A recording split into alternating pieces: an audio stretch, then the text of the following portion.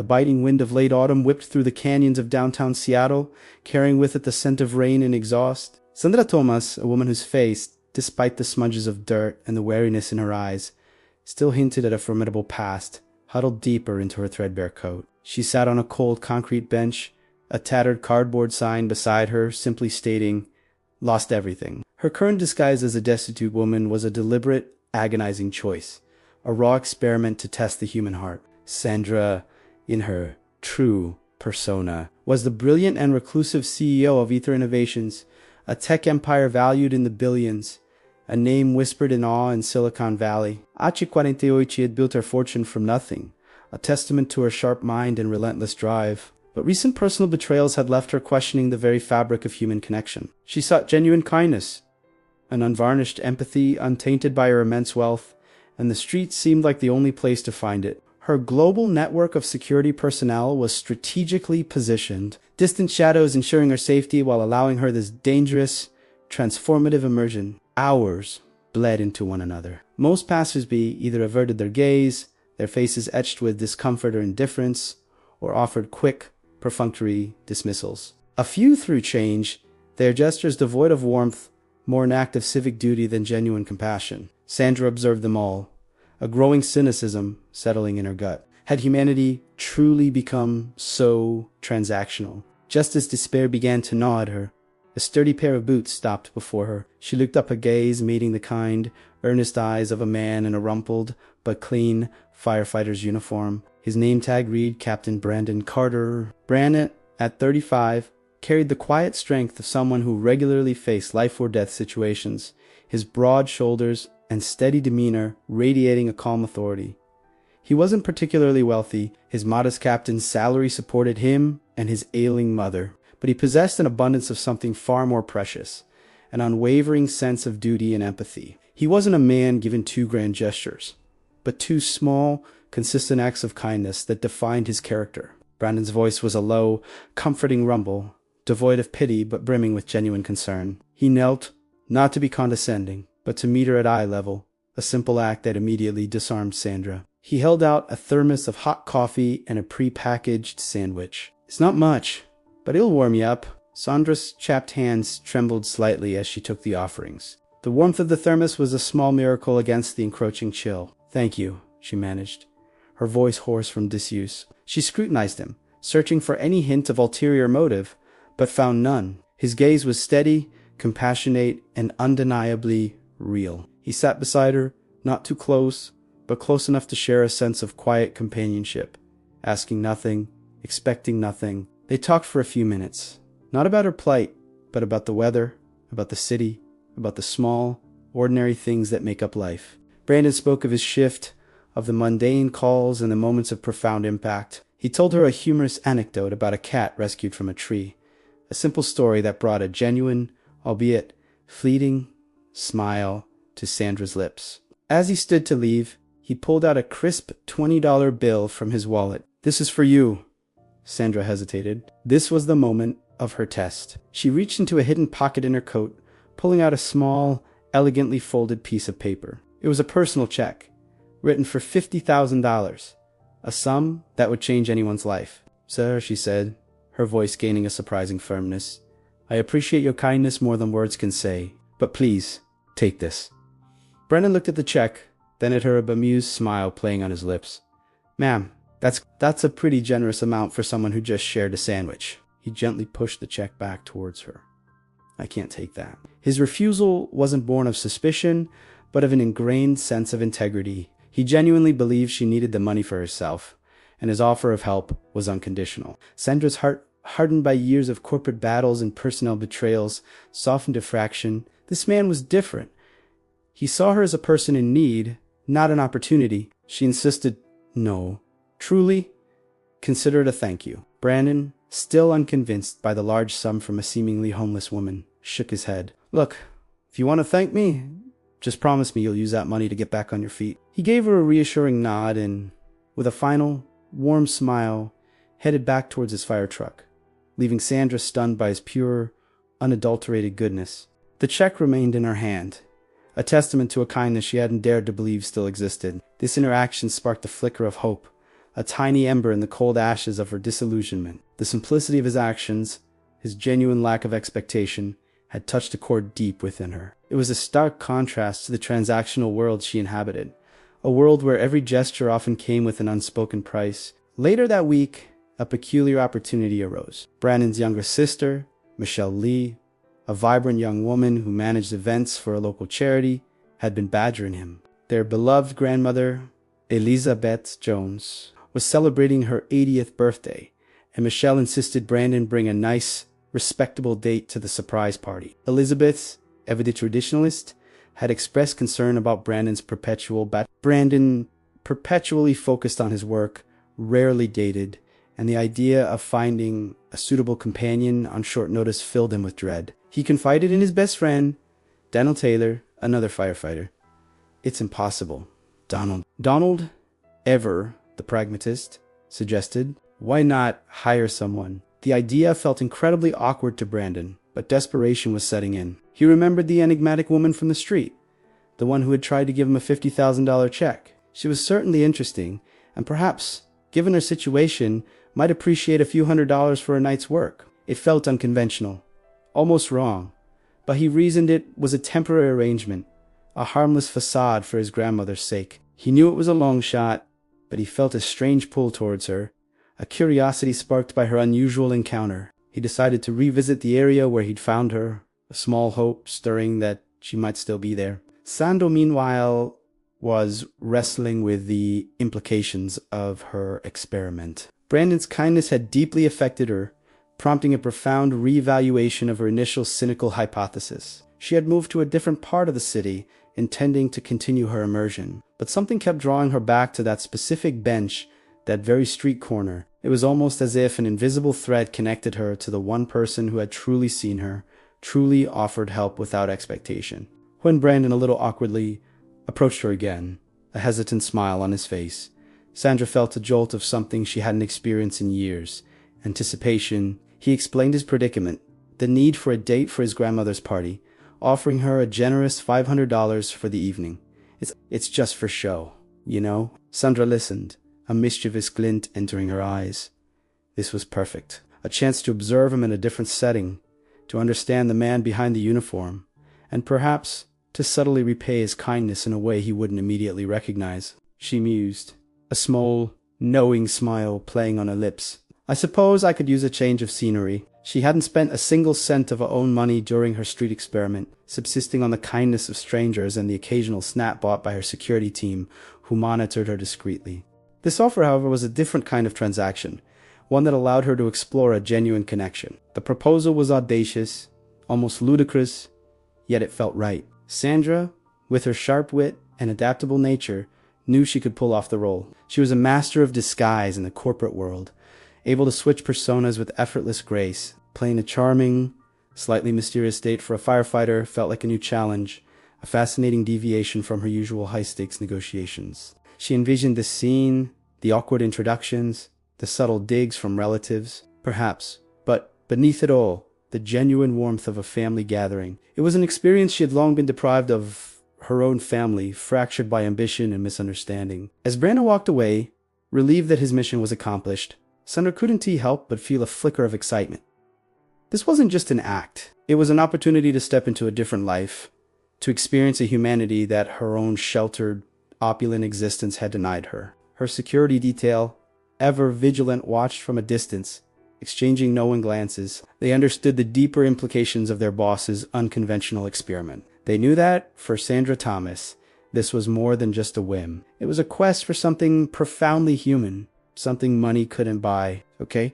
So, my grandmother, Elizabeth, she's a wonderful woman, but she can be a bit inquisitive, Brandon explained, as he drove his slightly worn but meticulously clean pickup truck towards the modest suburban home where the party was to be held. Sandra, now dressed in a simple, elegant dress that Brandon had, rather awkwardly, bought for her, found herself enjoying the quiet domesticity of the moment. Her hair was clean, styled simply, and a touch of subtle makeup highlighted her strong features, making her almost unrecognizable from the woman on the street. She looked less like a corporate titan and more like a woman of quiet confidence. Just go with it. Talk about your passion, whatever it is. He paused, glancing at her with a hint of concern. "Are you really okay with this, Sandra?" Sandra smiled, a genuine, warm smile that reached her eyes. "Brandon, I assure you, I've handled far stranger requests in my life. And please call me Amy tonight." Amy. It was a name from a forgotten past, a simpler time before the weight of ether innovations rested on her shoulders. She savored the feeling. The party was a bustling affair, filled with laughter, chatter, and the aroma of home-cooked food. Elizabeth, a spry woman with eyes that sparkled with wisdom, immediately took a liking to Amy. "Oh, Brandon, she's lovely." Elizabeth's comment, delivered with a conspiratorial wink, brought a flush to Brandon's cheeks. But not everyone shared Elizabeth's enthusiasm. Carol Moore, a woman in her early 30s, impeccably dressed and radiating a veneer of strained sophistication, watched Amy with narrowed eyes. Carol, a driven real estate agent from a moderately affluent family, had long seen Brandon as a suitable, if somewhat unexciting, partner. His stability, his kind nature, and the respect he commanded in the community were all assets she valued. She made her way over, a saccharine smile plastered on her face. "Brandon, darling," her tone dripped with thinly veiled sarcasm. "Amy, isn't it? I thought I saw you downtown last week." Carol's memory of the homeless woman was vivid, and she relished the opportunity to expose what she perceived as Brandon's mischief. Adding to the tension was a woman named Stephanie Carter, a former schoolmate of Sandra's, now a burgeoning social media influencer known for her superficiality and constant need for validation. Stephanie, recognizing a faint echo of the girl she once knew, approached with a condescending air. "Amy, is that really you, Sandra Thomas?" She snickered, loud enough for others to hear, subtly alluding to Sandra's earlier plight. Stephanie had always harbored a bitter resentment towards Sandra, who, even in their youth, possessed an intelligence and quiet strength that outshone Stephanie's superficial charms. Now, seeing her seemingly fallen from grace, Stephanie couldn't resist twisting the knife. The whispers started to spread, an undercurrent of curiosity turning into judgment. Brandon, noticing the discomfort etched on Amy's face, stepped in, his voice firm. "Carol, Stephanie, that's enough. Amy is my guest." His unwavering defense, even in the face of escalating social pressure, struck a chord in Sandra. Later, a small crisis erupted. A new, expensive car, belonging to Elizabeth's particularly obnoxious great-nephew, blocked the narrow driveway, preventing the caterers from leaving. The great-nephew, a young man named Tyler, was nowhere to be found, and the car's alarm was blaring incessantly, much to Elizabeth's distress. She exclaimed, throwing her hands up in exasperation. Brandon, ever the problem solver, tried to figure out a way to manually push it, but the car was too heavy and the angle too tight. Amy, observing the scene with a practiced eye, noticed a subtle detail about the car's lock mechanism. A specific model she knew inside out, having funded its advanced security system through one of Ether Innovation's lesser-known subsidiaries. "Excuse me," she interjected, a quiet authority in her voice that made everyone pause. Everyone stared at her, dumbfounded. Carol scoffed. "And how would you know that?" Dear Brandon, however, trusting his gut, decided to follow her instructions. To everyone's astonishment, the car clicked into neutral, the alarm silenced, and he was able to easily push it out of the way. A ripple of gasps went through the crowd. Tyler, who had finally appeared, looked utterly bewildered. Sandra simply offered a demure smile. Just a lucky guess. The lucky guess only fueled Carol and Stephanie S.'s suspicions. They saw it as another piece of evidence, confirming their belief that Amy was a master manipulator, perhaps even someone with a criminal past. Their whispers grew louder, more malicious, poisoning the convivial atmosphere. "She's clearly a con artist," Carol muttered to a group of bewildered relatives. Stephaver, eager to sensationalize, pulled out her phone, recording snippets of the party, muttering, "This is going to be viral." Homeless woman tries to scam local hero. Brandon, seeing the venom in their eyes, felt a surge of protective anger. He took Amy's hand, his touch firm and reassuring. They stepped out into the crisp night, the city lights twinkling in the distance. "I'm so sorry about them," Brandon said, his brow furrowed with concern.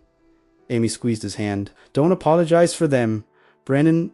As the evening wore on, the situation escalated. Brandon's older brother, Stephen Thomas, a man whose life choices were often driven by materialistic pursuits and a desire to impress, arrived late. Stephen, a moderately successful stockbroker, had once dated Sandra briefly during their college years. A relationship he had ended abruptly when he realized her humble background didn't align with his aspirations for social climbing. He had always been ashamed of her modest upbringing and had quickly moved on to a woman with better connections. Seeing her now, seemingly destitute, and with his brother, stirred a potent mix of old shame and self. Stephen exclaimed, his voice laced with disdain. "What are you doing here?" "Still trying to claw your way up the social ladder." "I see. I remember you." He turned to Brandon, a condescending smirk on his face. "Brandon, you seriously brought her?" "She was a charity case back in college, barely scraping by. I dated her for a few weeks, felt sorry for her, then realized she was a complete dead end."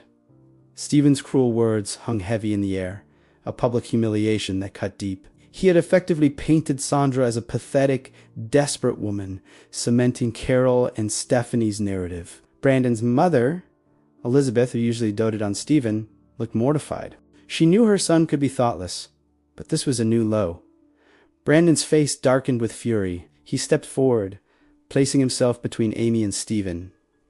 "Stephen, you cross a line." His voice, usually calm, now resonated with raw indignation. But Amy, though visibly shaken, held her ground. She looked at Stephen, her eyes cold and piercing. The gentle Amy vanished, replaced by the formidable presence of Sandra Thomas, the CEO who had dominated boardrooms for decades. She simply stared him down, a silent challenge in her gaze that spoke volumes. Stephen, momentarily taken aback by her sudden intensity, faltered. He had expected tears, shame, anything but this quiet, steely resolve. Brandon, despite the chaos, felt a surge of admiration for her strength. This woman, who had endured such cruelty on the streets, was now facing down his own brother with unwavering dignity. He tightened his grip on her hand, a silent promise of support. The drama had taken a dark turn, the festive atmosphere shattered by the harsh realities of judgment and past betrayals. Sandra, or rather, Amy, was now fully exposed, not as the homeless woman, but as a person with a complex history, still vulnerable to the barbs of those who had once dismissed her. The emotional stakes had risen dramatically, forcing Brandon to confront not just social awkwardness, but a deeply personal conflict within his own family. He looked at Sandra, who really looked at her, and saw not just a homeless woman or a hired date, but a woman of immense strength and quiet dignity, unfairly judged and cruelly maligned. His protective instincts, honed by years of facing danger, kicked in. He knew with absolute certainty that he would stand by her, regardless of the accusations. The air in Elizabeth's living room crackled with an uncomfortable silence, punctuated only by the nervous shuffling of guests. Stephen's cruel words had sucked the joy out of the party, leaving an acrid taste of judgment and shame. Carol and Stephanie, emboldened by Stephen's public denouncement, exchanged triumphant glances. This, they believed, was their moment to finally expose Amy as a fraud. Carol, ever the opportunist, took center stage. "Well, it's clear now, isn't it? Brandon's been duped by a street urchin. I've always said you can't trust people who live off handouts." Stephanie, eager for more material for her online audience, started a live stream on her phone, whispering conspiratorially into the camera, "Guys, you won't believe the drama unfolding right now.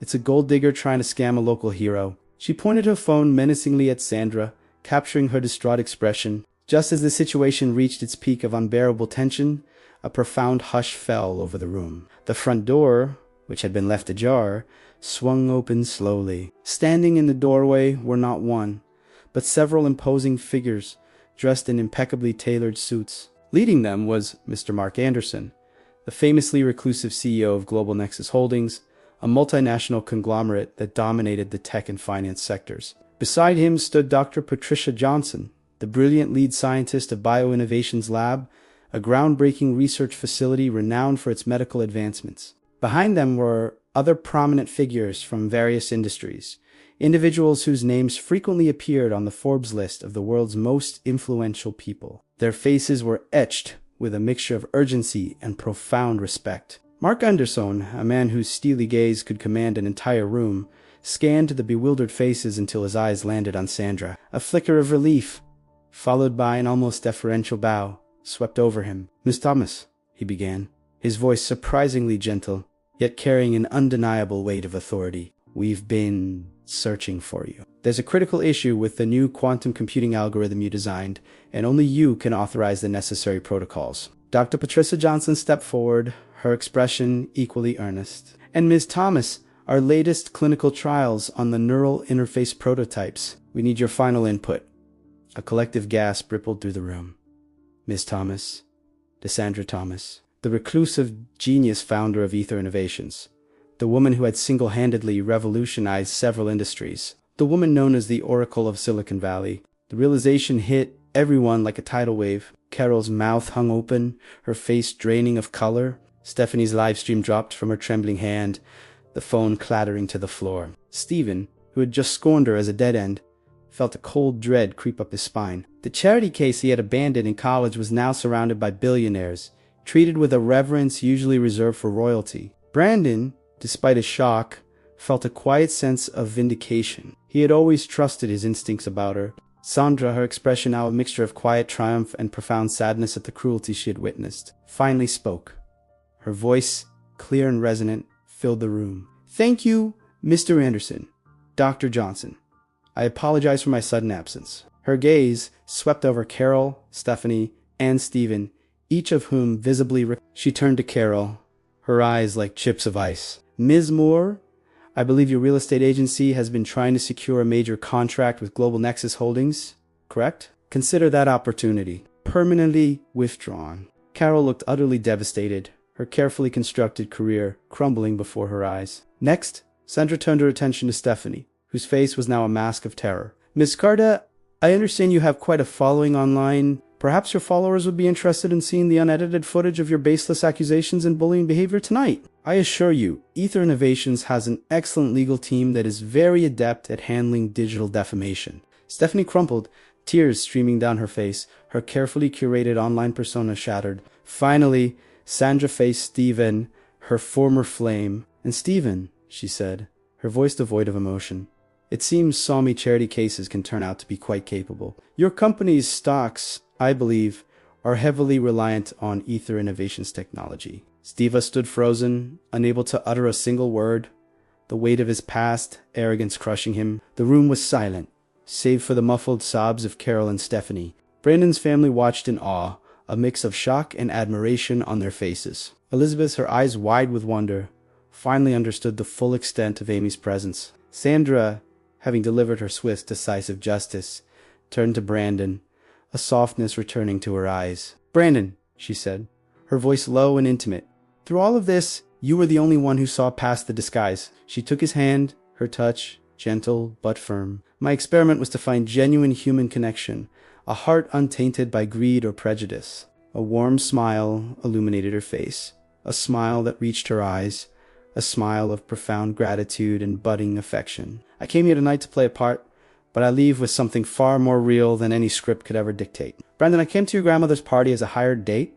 but I would be honored if you would consider making this a real partnership. Ether Innovations might be my legacy, but you, Brandon Carter, are my unexpected treasure. Brandon, overwhelmed but deeply moved, simply nodded, a joyous smile spreading across his face. He wrapped his arms around her, holding her close, oblivious to the astonished whispers and hushed exclamations of his family and the powerful figures now gathered around them. His heart, pure and honest, had found its match in the most unexpected of places. The firefighter had saved the homeless woman, and in doing so, he had found the richest person in the world, not in wealth, but in spirit and compassion. Sandra Thomas, protagonist, a 48-year-old woman with pale skin, weary eyes, and hair styled in a simple, clean look, wearing an elegant but modest dress. Brandon Carter, hero, a 35-year-old man with tan skin and a sturdy build, featuring short, neat hair and wearing a clean, vibrant, red firefighter's uniform. Elizabeth Jones' grandmother, an 80-year-old woman with fair, wrinkled skin and sparkling eyes, sporting short, styled white hair and wearing classic floral patterned grandmotherly attire. Stephen Thomas, antagonist, a 50-year-old man with light skin and a sharp, arrogant expression, wearing slick-back dark hair and an expensive, impeccably tailored business suit. Carol Moore, antagonist, a woman in her early 30s with olive skin and a judgmental gaze, featuring perfectly coiffed hair and wearing high-end, sophisticated professional clothing. Stephanie Carter, antagonist, a young woman in her late 20s with sun-kissed skin, wearing trendy, long flowing hair and a flashy designer outfit suitable for a social media